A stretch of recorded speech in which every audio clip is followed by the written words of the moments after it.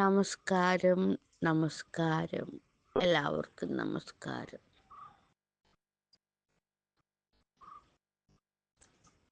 നിങ്ങൾ എനിക്ക് ദാനധർമ്മം ചെയ്യുമ്പോഴോ ബാങ്ക് കളിയിൽ ഏർപ്പെടുമ്പോഴോ പണം നൽകുമ്പോൾ പണം ദാനധർമ്മം ചെയ്യുമ്പോൾ ഒരു മാത്രമെങ്കിലും ഞാനത് നോക്കും.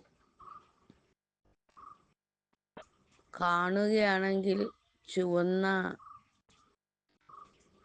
ആ ഹൃദയത്തെ സൂചിപ്പിക്കുന്ന ചിഹ്നം ഇടാറുണ്ട്, അല്ലെങ്കിൽ പുഞ്ചിരിക്കുന്ന ഒരു സിമ്പല്, അങ്ങനെ എന്തോ. പക്ഷെ ഞാൻ നിങ്ങൾക്ക് ദാനധർമ്മം ചെയ്യുമ്പോൾ നിങ്ങൾ പലരും അതിന് പുല്ലുവിലയാണ് കൽപ്പിക്കുന്നത്.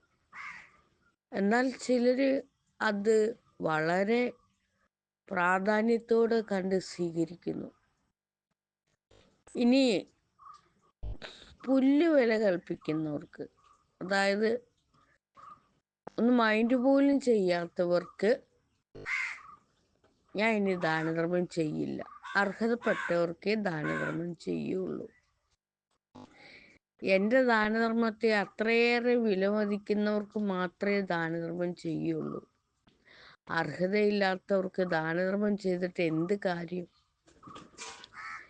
എല്ലാവരും പണത്തിന് വേണ്ടി കഷ്ടപ്പെട്ട് അധ്വാനിക്കുന്നു എന്നാണ് പറയുന്നത്. എന്നിട്ട് പണം വെച്ച് നീട്ടുമ്പോൾ അതിൻ്റെ കൂടുതലിനെയും കുറവിനെയും നോക്കിയാണ് പലരും വിലയിരുത്തുന്നത്. പക്ഷെ ഞാനതല്ല. കൂടുതലായാലും കുറവായാലും ഞാനത് സ്വീകരിക്കുന്നു. അതുകൊണ്ട് തന്നെ എൻ്റെ ബാങ്ക് അക്കൗണ്ട് കൂടുതൽ തുക വന്നെത്തുന്നു. എന്നാൽ നിങ്ങളിലേക്ക് എന്താണ് വന്നെത്താത്തത്? നിങ്ങളുടെ പിശുക്ക്. ഒന്നാമത്തെ കാര്യം, കുറഞ്ഞു പോയല്ലോ എന്നുള്ള ചിന്ത.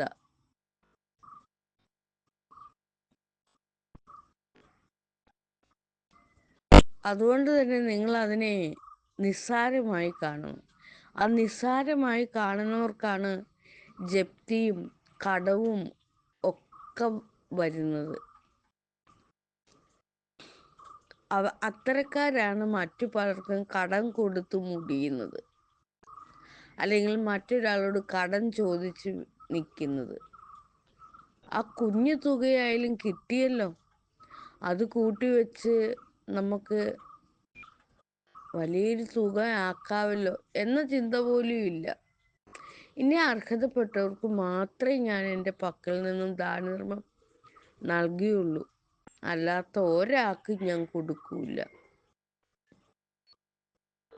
നന്ദി, നമസ്കാരം.